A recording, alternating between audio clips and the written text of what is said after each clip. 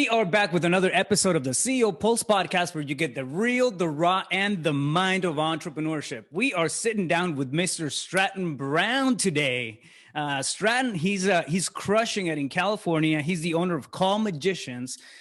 Started in real estate and then ventured into something else, which is usually what happens when you have the soul of an entrepreneur. And that company is growing. He's doing really, really well. He's massively improving, the process, the systems, and then plugging people into it. And then just the outreach has been insane for him over the last year, man. I'm glad to have you. Thanks for stopping by, bro. Bro, thanks for having me on. I'm excited. No, of course. So you have a really cool background. I mean, you started in sports. So you had that, that whole competitive edge, built into you growing up and of course, through school and all that stuff. And then you decided to jump into business. Tell me, or give us a little bit of background on you and really how that kind of came about, because I want to tap into to me, the sports mindset has always been one of the most interesting things about entrepreneurs. A lot of entrepreneurs have that, that background in common. So I want to tap into that as well. So I love Mark Cuban's quote is, business is the ultimate sport, right? Because you're always getting better.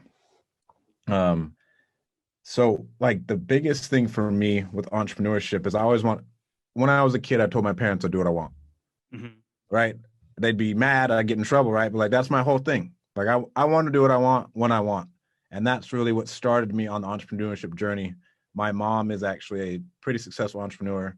I didn't know this until I complained to her about my own overhead. And then she tells me at a point in time, I had to take out a whole mortgage because of our monthly overhead on our house. And she owns one of the largest privately owned adoption agencies in the country.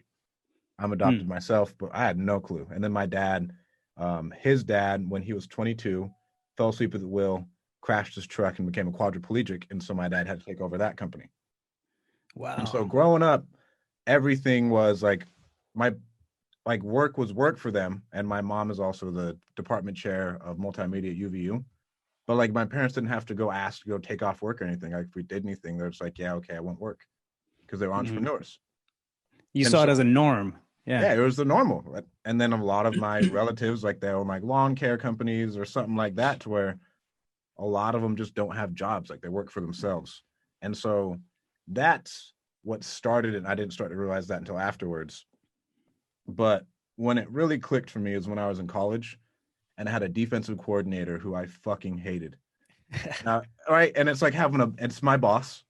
I have to do what my boss says. And that guy controlled the outcome of my life. Right. So think about it this way. If I am not on the good side of that guy, one, he can tell NFL coaches that, no, he's got an attitude problem. Right. So you low-key have to kiss ass. Or you can't even get on the field in the first place because he doesn't like you. Yeah. Right. And that the same thing goes into that with having a corporate job and the politics and everything else. That's a real thing. So I was like, I want to control my life. And yeah, that's really why I wanted to become an entrepreneur. We can talk about what started me with like betting on myself with sports and everything else, because I think that's pretty interesting too.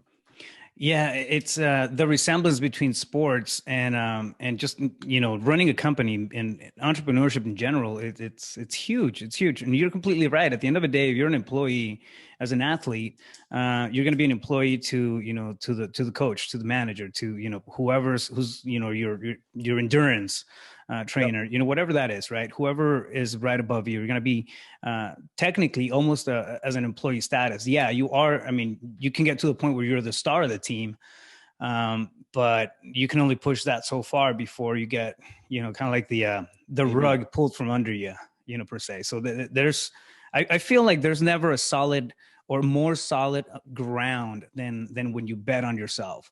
And I think that's an opportunity that we have as entrepreneurs to come in and then, okay, cool. I have this idea. I have this thing that I want to create, this thing that I want to build out, this dream, if you want to call it that. And then really build a foundation instead of standing on somebody else's, carpet. Yeah. Well, and like betting on myself, the first time I bet on myself is coming out of high school. I didn't have any offers. And so I went to a junior college. So you were playing, let's clarify that for a bit. So, I mean, I know your background, but tell the audience about it. So you were playing football. You were Yeah. So coming out of high school, well, I didn't have any football offers. I had scholarships in three different sports. I wanted to play football. I was on the junior national rugby team, Mm, playing for USA, traveling to England when I was like 17. So I had some rugby offers, but they weren't like full scholarship offers because it's rugby. I had a track offer to Utah Valley University, and then I had a junior college offer that would pay for everything, and then I had a like partial offer from Southern Utah University mm-hmm, that was like a third of a scholarship that would end up costing me a ton of money out of pocket. mm-hmm, And so I said, no, I'm bet on myself and go to a junior college, and I will go D1 in a semester. And mm-hmm. like, that was my goal. And it panned out. I'm there for a semester. I ball out. I do really good. And I have a bunch of You went different. Division One in a semester? Yeah, I went Division 1 in a semester where generally Wow. people have to stay there for two, Right. right? I knew I was good enough. And so I took nonsense classes, right? I had a 4 credit art class.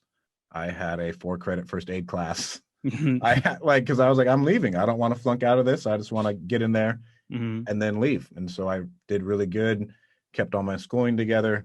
And then at the time, Utah looked at my classes like, hey, we need to show that you're actually a student, not some guy over there down there messing up. Not And so you freeloading over here. so Utah offered me, but they told me they wanted me to wait a semester. And then Fresno State came in and they were ranked like 15th in the country at the time. And they're like, oh no, we'll take your classes right now. And so I left after my first semester, like a week into my second semester. Mm-hmm. Hmm. And that was me legitimately betting on myself, because you're risking, if I get hurt at a junior college, Mm-hmm. man, you're screwed. You don't have any of the trainers, any of the support staff, nothing that you do if you went to a D1 or even a D1 AA. So if you Mm-hmm. get hurt, like, you're taking a lot of risk. Mm-hmm.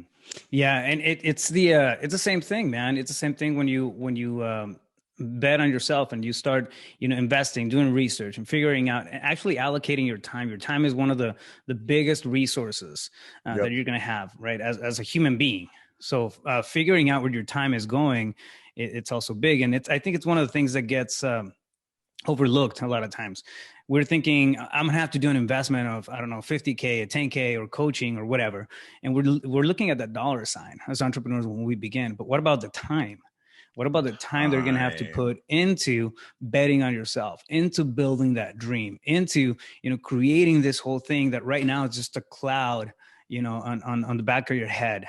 Because more often than not, there's no clear vision. There's a notion of where we want to head, but that usually changes as you start taking actions. Um, and yeah, so it's really interesting to see, how that develops when somebody starts betting on themselves and they jump into entrepreneurship full on board. So um, now you have a company. You built a company. It's called Call Magicians. And you guys are doing pretty much lead generation and growing it, right? How did that come about, and how has owning your own company and, at this point, really your options impacted you as a human being overall? Um, Owning my own company has forced, number one, bro, I'm managing a company of like 60 something employees. Mm-hmm. The leadership ability of, luckily I had sports in the background and I was a team leader and everything else. And you're leading 100 people, but it's not in the same manner, Mm-hmm. right? But at least I had experience leading people to try and achieve a goal, and we're all on the same page. This is where we're trying to go. Mm-hmm. That has been the biggest change for me, right? I mean, I'm 25, and then I think I'm the youngest person in my company. Hmm. That's really Wow. different. Yeah. Oh yeah, it is. It is. You're moving quite fast, actually. For through your 20s. I mean, you have right now, and I know this, for a fact, because I've been talking to you for a few years now. You have a wealth of knowledge and experience behind you that most 25-year-old, dudes don't have.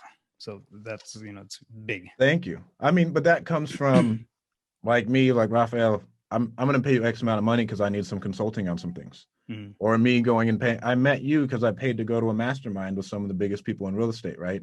right. And then just proximity to those people, how they think, what their businesses look like, and building those relationships, right? Now I consider you a good friend and I can talk to you about some things, and I know I'm comfortable paying you like, hey, this is my situation. What should I do with the structure?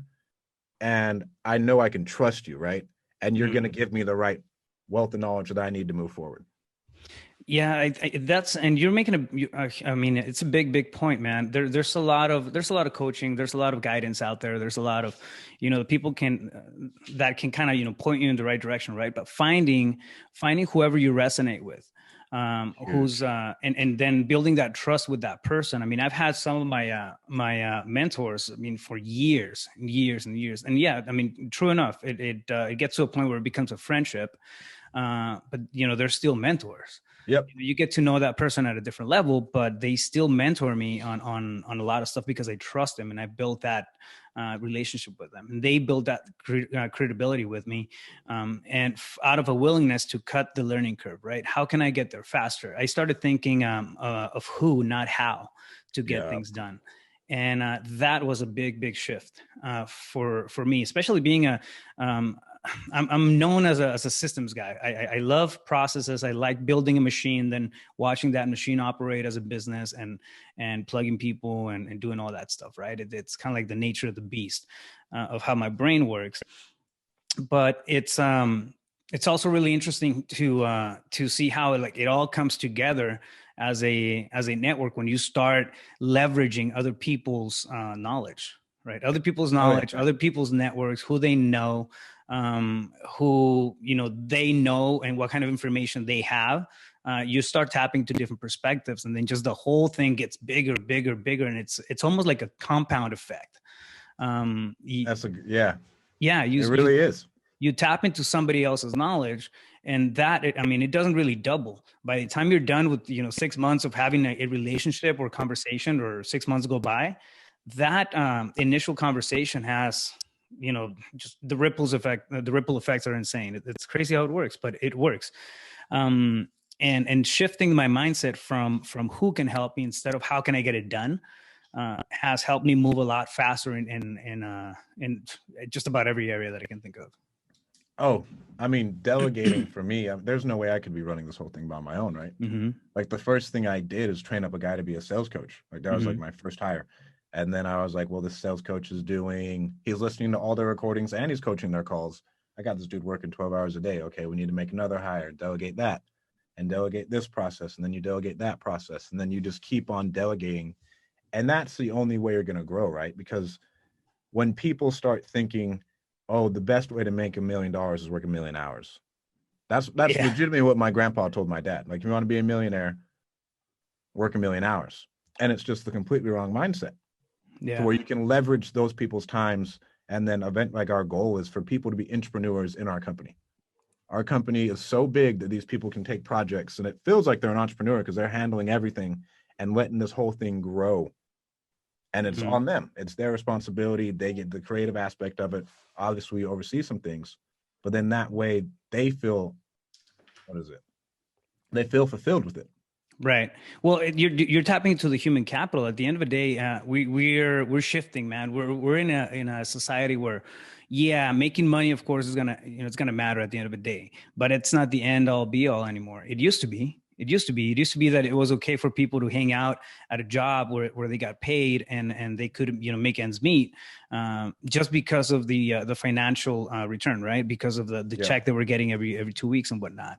But I think the awareness overall as a society has shifted, and now it matters not only to make money, but also to make an impact, to have an influence on the companies that we're, even as employees, the companies that we're spending time in. You want to make sure, you want to feel like you belong, like you matter, like you're making a difference. And I think that awareness is getting bigger and bigger and bigger. And if you take that and build it as part of your culture, like you are right now, and start talking to your hires, to your employees, as putting them in spaces where they matter. You're tapping in, you're tapping into their experience, you're tapping into their opinions, and creating this safe zone for communication. I think that goes a long way, and people are going to do a lot better in an environment like that than somewhere where they're just getting a 9-to-5 paycheck and they're just another hand. Oh yeah, well, you got to create the community is the biggest thing, because like for our industry, what's the biggest issue we run into is attrition and turnover. Yeah. Right. It's a call center. You're getting your face kicked in all day. I don't care what anybody says. Like nobody, like cold calling is a tough job sometimes. And so creating that community, having it be fun, having games going on all the time, keeping the energy really high is Hmm. what's going to keep your people there, showing them that they can improve and grow within your company. So that way you don't have to go out and like I lose so much time.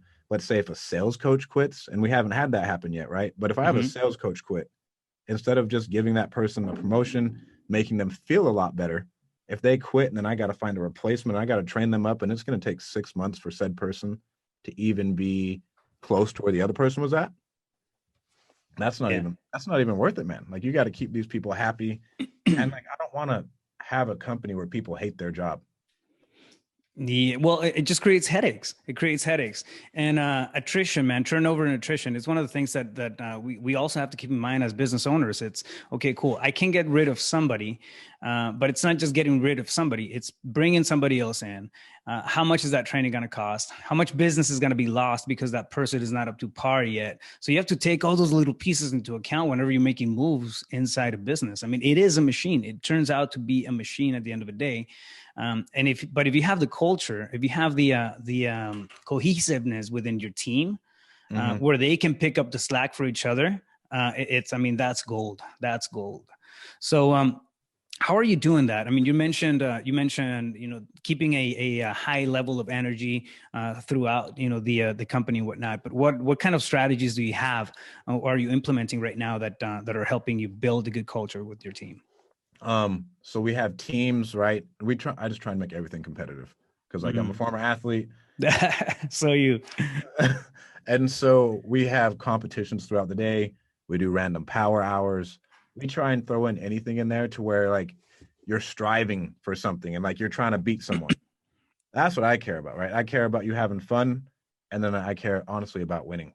And like we want to hire on people who are used to winning and who like to win.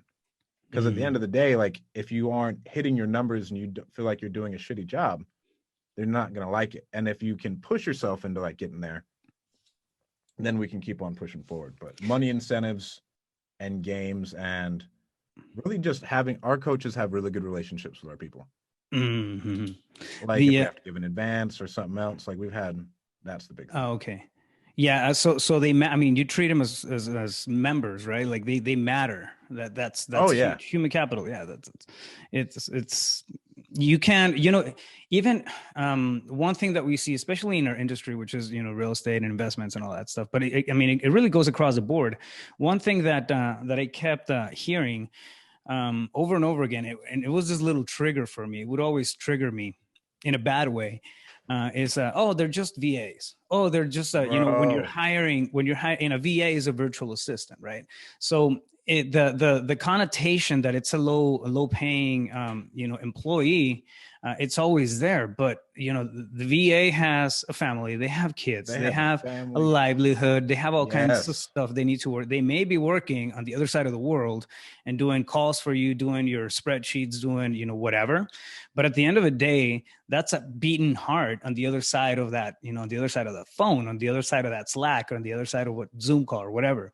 Yes. But it just triggers me when people do not take that into account, and they don't yeah, it's a VA. Okay, a VA is not a fucking robot. It's They're a not. person. Well, and they're probably more educated than the fucking other person on the side of the computer. Yeah, absolutely. So, and I think, taking it from the ground up, right, and treating your it doesn't matter. It goes across the board. It doesn't matter who the employee is or the person in your team, the staff. It doesn't matter what job they're fulfilling. If they're inside your company, it's human capital. You're looking at the essence of that person when you're dealing with that person, and I think that's commonly overlooked. I mean, hell, we see it in the corporate world all the Oh time. yeah. There are minions. Like, no, nobody's a minion. First off, nobody's working for you. Everybody's working for themselves. They just happen to be in your company. Get that through your thick skull. Number one, right? That is a great point. It That is a is. fantastic point. I never I'm up, and I don't know. I've always been against the observation, like, yeah, this guy works for me. Like, no, nobody works for me. They work for themselves. They just happen to use me as a vessel to get their shit Where done. they want to go. Like, how are you Exactly. going to help them reach their own goals? Exactly. But it's really that putting that human capital aside, it's a trigger for me, and it pisses me off. And I like the fact that because you tap into this, their resources are great resources, right? VAs. But it doesn't mean that they're plug and play. It's look at the No. person, talk to the psychology, to the mindset, to to the feelings, to the emotions that person has, because at the end of the day, they're going to feel like they matter again, just like everybody else. And they're going to start doing a better job for you. You're going to have less headaches as a business owner, and your culture is going to be way better. And you're going to thrive that way. It's just the way it goes. Bro, and I mean, I'm big on gifts, right? So our company gives out gifts to our clients. We give out gifts to our employees. We just had a guy get married. He took a week off. We sent him a wedding present, right? Like, and that shit sticks for a long time, Yeah. right? Like, you thought about them and you sent Right. them a specified gift for said experience. That shit sticks, right? It's the little things. We send all of our clients, when someone closes a deal, we send them a custom bottle of champagne from Call Magicians. Oh, nice. And we want them to pop the bottle, right? Yeah. Pop a bottle, take a video of it. But like, it's Call Magicians. It's $100. It's engraved, really nice. And then whenever anyone signs up with us, we send them a care package of a sweater, a backpack, and a t-shirt, and a Call Magicians box, right? Like, the gifts to where you differentiate yourself and you make them feel special, right? Like, you make them feel like they're a part of a community. Yeah, you're welcoming them, them into the space. Yep. Again, it's a sense of belonging, right? But you can't overlook that anymore. It used to be a norm. Looking at the 80s and 90s, corporate still does it in so many different ways. But when we're looking at, especially bootstrap businesses, entrepreneurs, like, no, it's a new generation. It's the less business, more profits, lean, effective, strategic, and simple, right? But what that encompasses too is building these cultures where people are putting their best foot forward, not just coming in and then clocking in and clocking out. I really don't think that most people want to operate like that anymore. No, I mean, it gets so hard, man, because like, you want these people to feel special. And I am 100% on board with you saying you get triggered when someone fires. They're just a VA, right? Yeah. I have 70 people who I'm responsible for, and like, we have single parents who work for us. Right. We can't just let that person go. Yeah. Like, oh no, peace, whatever. Like, you and your child are done. Yeah. We're gonna cut off their income stream. Yeah, you and your child are done. You and your child are done. Like, they put faith in us. Yeah. And so we have to. You do have to have corrective measures and stuff like that. But if they're not pulling their numbers, it's a different thing, right? But you still want to go through that process and have treat them as full blown employees, because that's, at the end of the day, it doesn't matter if they're only doing 4 hours for you. They're still full blown employees. You're putting a lot of vested interest into these people to perform. So, it's a matter of respect. What was it? We're at a point, you're competing with other people in wages. Is another thing you have to remember. If you don't make them feel good about themselves and don't like their job, it's a competitive wage market for us. Right. To where I've had an employee come and tell me like, hey, I don't want to leave, but I got a job for $13 an hour with health insurance. You better go take that job for $13 an hour with health insurance. Yeah. Right. But like, you're competing with stuff like that. And you need to build a culture to where they love the company and they love the people that they work with, and they don't want to leave. Right. The fact that you would come and bring that to me, like, hey, this is the case, this is what's going on. Like, hey, I think this is a great opportunity for you. We'll always be here, but I think you should go take that position. Right. Yeah. I can tell you the last 2 times that I've been a part of a company that's not mine, it's because of the culture. It's because of the people that were in it. I just want to, there's some spaces where you just want to, be a part of. And if you can create that within your company, you're going to have the best staff. Why? Because they're going to grow from within. They're going to develop themselves as well as, along with you. As you're growing the company, as adding new businesses, new strategies, you're learning, you're fine tuning, you're doing all your thing, the things that you need to do. They're going to be doing the same thing at a personal level. It's Exactly. like a big boat, right? You start driving this big boat, and all the people in it, get to that destination. I remember this one thing you mentioned earlier, uh, pushing, pushing for it. And when we first met, you were talking about you're a guy that pushes the envelope quite a bit. And one of the first conversations we were talking about, follow up, lead follow up, and then lead generation. And then you came. You blurted out this insane thing of 7 days of hell, right? It's so intense, and it was like, I was like, what are you talking about? He's like, yes, we just go to town, and do a massive follow up for the first 7 days, and you have your process and all that stuff built into it. But I thought in my head, I was like, man, I do follow up, but it's it's not as intense as that. It's like, see, this guy is onto something.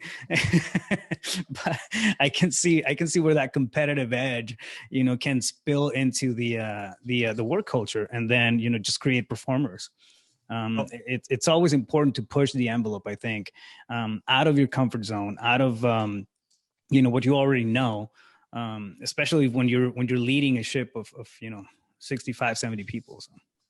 I mean, the 7 days of hell thing came from, if I'm paying for these leads, I'm Yeah. gonna get a hold of these damn people, right? Like, so that came from, I think I got that from Max Jimenez, Mm-hmm.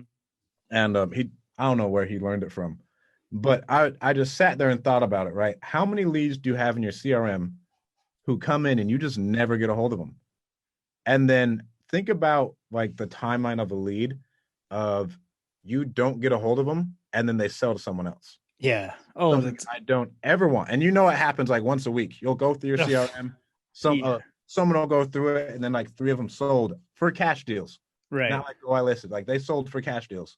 You just lost out on $60,000 worth of revenue Because of follow up. because of the follow up. Right. That's something I never want. And so, Yeah. number one, I want to get in front of these people and like at least want to get them on the phone and qualify them. Then we can put them in the bucket they need to go into. But Mm-hmm. the VA qualification at the beginning, like, we don't want it to be a super long phone call. Our leads manager, just like how you have it, is Mm-hmm. one who kind of dives deep into it. And they're the ones who are building those relationships. So I need them to get Right. on the phone with them so we can separate ourselves and we're actually people and all that. Yeah. Yeah, no, it makes sense. I mean, once you have the machine built out, you start you can pinpoint where the bottlenecks are, if there are Mm-hmm. bottlenecks, which 99.9% of the businesses have bottlenecks. And but it's important to have it laid out down to a process. And I just thought it was interesting how you were going to town, because I saw you go to town on those, the 7 days of hell. And every time, it would almost crack me up, like 7 days of hell. It just sounds so intense. But you were getting leads, you were getting, stuff done. So I think it's important. Moral of the story: it's important to push the envelope, and this goes across the board, right? It's not just for real estate. It matters anywhere. You're building a business. If you're in the restaurant industry, the gym industry, the fitness, or whatever, it's always important to push the envelope and reach out to the unknown, to Yep. that area that you're not comfortable with, to that area that you don't know whether or not you can make it. But what's the worst that can happen? You're already there. You're already walking in that direction. So why not stretch out a little bit and push the envelope a bit? So. Well, you have to push the envelope in order to innovate, right? Because if Mm-hmm. you aren't innovating, then you're gonna get caught up. Right. Like in the real estate industry, I have competitors everywhere. In the call center industry, I feel like there's really, really fantastic operators who we need to constantly be growing and innovating just to compete with. Right. Right. So we gotta push the envelope in any way we can and find other ways to separate ourselves for our clients. And I want to make a quick observation on innovation, right? Yeah, right now everything's changing. Everything's changing so fast. Like, bro, you buy the newest phone, 6 months later, it's outdated. It's Okay. if even I don't know, a different company is gonna outdate it in 2 weeks, right? Yeah. But you have so many things that are changing. Social media platforms, just the way the marketing channels are switching, algorithms on Facebook. I mean, hell, I Yeah. try to you know what, I'm gonna learn how to do the social ads and campaigns and all that stuff, and then It's over now, man. Oh yeah, it's so 2020, but it's it's insane. Like, yeah, you have to innovate. That's there's certain stuff that constant innovation and improvement, right? That's what it takes. For example, in the marketing space, in the systems and the softwares and all that stuff. A lot of times, I mean, you can't get stagnant on that kind of thing. Um, No. However, there are things that stay, and those are principles. Like the business principles don't change. Innovation changes. Innovation is constant. It's going, and you get creative. You fine tune. You get rid of the excess weight of the business and whatnot. But the principles are going to stay solid. Okay, for example, right, treating everybody fairly. We have this at Wholesaling Inc. We have a really cool one that I like. It's radical transparency. That's a principle. So that doesn't, Love it. that kind of stuff does not change. Some of the way that you do business might, and that's where you tap in and innovate. But the principles, you have to adopt good principles so you can shape your business after those, and those stay constant because that's the heart. That's the bloodline of your business. Oh yeah. The core values, right, for us has been one thing that I really like slept on. I always like heard people talking about it and like, bro, what are you doing? Nobody cares about this. You know what I'm saying? Like no one cares. But then as you start to get more and more people, I at least want them, when I think about them, I want to think about my core values. Mm-hmm. Right. And so that's what we have our HR person do. Like, my favorite core value is nonstop. Like we are nonstop going at it 24/7. And then our next one is fun. Right. I want everybody to enjoy their job. And so like with those like cores, we make hires based off of that. We Right. won't, if I don't think someone has like the right energy and they may have a fantastic resume, if they don't fit our company culture, like why would I bring you on? You're going to ruin the vibe we already have. And like Right. those things can never change. Obviously, if you want to add one on, right? But then those cores, they can't change, man. You have to stick to them and like they're building blocks, and you just build on those constantly. Yeah, they end up being the personality of your business. I mean, you either, as somebody who's coming into that new company, you either embrace them or you move on to somewhere else. Right? People fire themselves. Yeah, exactly. The people fall, they fall off the through the process. And even the hiring, it's like, oh, you know what, I'm not connecting, I'm not vibing, and they either got to love you or turn you off. I mean, it's one of the things, right? Like, okay, I love it here, or no, this is definitely not for me. These guys are too amped up. I'm more of a mellow, reserved type of person, and this is not just where I vibe. Yeah, but it's really interesting, and it takes a while. It takes a while to really figure out what the behavior or the personality of your business is gonna be. We start off with an idea in our heads, but the minute, this is what's so interesting psychologically when in the process of building a business, when you start off, right, solopreneur for the most part, if it's a bootstrap, and everything's here. So you have you have your own culture. You're okay. You're the manager, the boss, the janitor, the mechanic, the caller, the IT guy. You're everything, and you love you, so you're good. Well, you're an awful the boss. the second that you bring somebody else on board, you get a new caller. It's not two mindsets anymore. It's not just your mindset or the other one. It's a third mindset, which is the collective. Why? Because both of your conversations are going to connect, and they are, your two minds are going to connect, and then they're going to create this little, third space. So what happens when you have three people in the room? It's not three mindsets. It's really four, because you have the collective of the four, thought processes taking place. Does that make sense? Yeah. Well, I mean, think about Apple. Apple is a living, breathing organism. Mm-hmm. Like Sapiens, I think, is where I got that from, and how they talk about all these companies now have lives, like they're their own like beings, right, to where they all have a collective group think and everything else. Like the Steve Jobs died, man. Mm-hmm. And like the organism keeps on pushing and moving and going, and people make decisions based off of that, like that group think, which is fascinating. Mm-hmm. Yeah, and that's what it is. That's a collective that that I'm referring to. It's you're still going to have your ideas in your head, but now you have to account for the rest of the people in the business, and the combination of everything has this this life of its own, And that's what creates really the culture. Now, if you don't have guidelines for that kind of stuff, your behaviors, for example, nonstop and fun and things that you can do, with, the people as they're coming in together, that collective is not going to have an identity, man. It's going to do whatever it wants. Yeah. So it's really important to have core values, right, that you follow in the business. So I love it, man. It's I mean, you've been able to put together a pretty fast growing business in a short amount of time. Give us three your top three strategies or processes or systems or tips to start building an actual business, not a side hustle. Number one, delegate. Hmm. Number one is hands down delegate, because again, you only have 24 hours in the day. And I'm not saying I'm a master delegator, but you have to delegate and put in systems and processes, right? Mm-hmm. The next one, and how to turn it into a business, not a side hustle. You need to get good at sales. Sales. You need to be able to get good at sales and then imprint how good you are at sales into other people. I think that's a skill, right? You need a coach.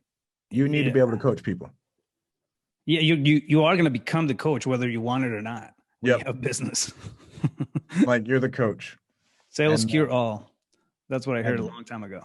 Sales cures all. And I mean, you can tie in marketing to that, but I think you need to have an online presence. And I think an online presence is huge. And that's just social media, right? As you're growing your business, everybody needs to know what you're doing. Mm-hmm. And that's just more free business. And then people want to do business with you because you're actually doing business, right? Yeah. People want to do business with who they like, but they also want to do business with people who actually do business. Right. I may like someone, but like, are they even doing business? I don't want to start a business with them. Yeah.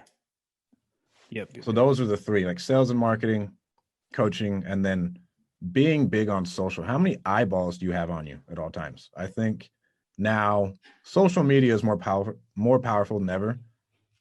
And it's a good way to be able to reach thousands of people at one time, every day. Well, it does that, right? So you have the reach, but I think another thing is that it connects, and it really takes us back to the beginning of the conversation, which is the sense of belonging. When you connect with somebody at or with an audience at a mass level, they start to know you. They start to see you for who you are. They start to see the person.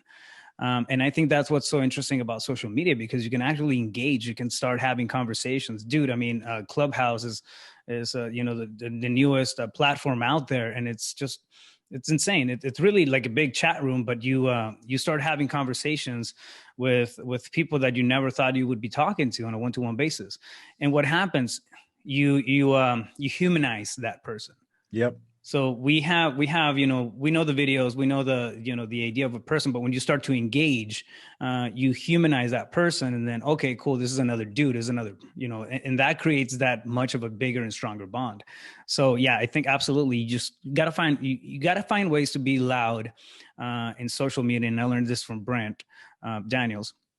Just be loud. If you have something in your thoughts that you think needs to get out there, be loud about it. Yeah. Everything has to be polarizing, bro. Like, think about Rafael Vargas. Yeah. People love him and hate him, but he's polarizing and he has an audience. Yep. Our entire company's grown off of my social media following and like my network. Yeah. Posting more on social media, me doing more podcasts. Now, eventually, like, we don't even spend money on ads. Mm-hmm. It's referrals and everything else. And obviously we still have to sell to people once they come in. Right. But it's the network that has helped it grow so much. Mm-hmm. Yeah. It's the era of commercials and I mean, it, of course, it's never going to be dead, but I think it's not as impactful as people talking about who they're doing business with. That matters a lot more. I think people are more interested in who they're doing business with than the prestige, even of a brand. I mean, brands, people buy brands, right? And they'll spend insane amounts of money just because of the logo or the brand. But I think I feel a shift coming, man. I feel a shift happening where people are getting more aware of what's important to them out there, instead of, okay, just a brand. No, I want to be part of this movement. I want to be part of this mindset. I want to be part of this group or this thought process, or they're doing great things and I want to belong to that. And I think that's what carries on big time with social media. Oh yeah. Well, and then the final thing that I think a lot of people forget, and I've dealt with really, really strong companies that don't do this. They don't deliver a quality product. Right. And they don't care for their customers. Yeah. And they don't like give that. We separate ourselves with customer support and that customer experience. Like we give people refunds if something goes wrong, right? Like, yeah, I want this experience to be the best, and they need to be making money, because if they're not making money, guess what? We'll make no money. So like, you need to be giving them the best customer experience as well. I love it. Those are principles, again, like guiding principles, right? You're going to innovate on a lot of stuff, but when you have your backbone principles laid out and core values that you follow, I think you're going to be able to create a solid company and grow it fast, just like you're doing right now. I love it, man. So before we start signing off, if you were, I love this question. If you were walking down the street and you were to run into your 17-year-old self, what would you tell that kid? Bro, what would I tell wild ass 17-year-old Stratton Brown?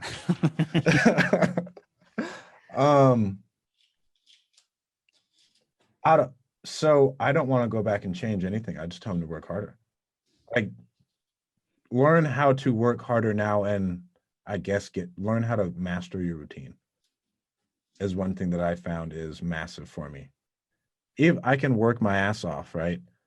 But then it's not a habit, right? You want to master the habit, so it's not even hard work. This is just the shit we do every day. Yeah. So get into that habit routine. Yeah, master a routine is what I tell myself. Man, and it's 17 years old is not that long ago. You're talking 8 years. Yeah, you're a young buck. That was I could say it's a completely different person, but if it's not a completely different person, you're failing yourself. Oh yeah. Once you start tapping into personal growth and growing from within and looking at things from a different standpoint, from the being standpoint, instead of the just, the doingness of things and creating all this stuff around us, things change. You start seeing things differently. Your perspective changes. You start understanding things differently. It's just insane. And a lot can happen in even a period of 3 months, man. You can be completely different. Yeah. You can have a completely different thought process. So I love it, man. Yeah. Thanks. So many golden nuggets. It's really cool to see you just crushing it at 25, dude. I think you're one of the youngest people that we've had on the podcast. And I mean, you're just killing it. So if somebody wants to get a hold of you, how would they do it?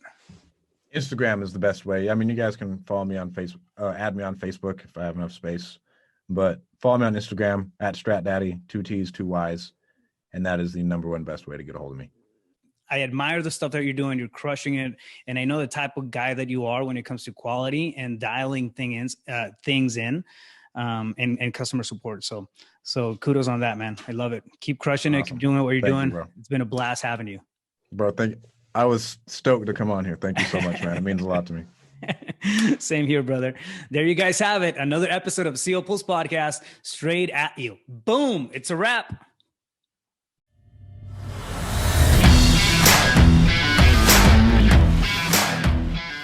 You just got a backstage pass to the real, the raw, and the mind of entrepreneurship. Make sure you follow us on YouTube and iTunes and check out our website at ceopulse.com. Stay tuned, stay focused. You got this.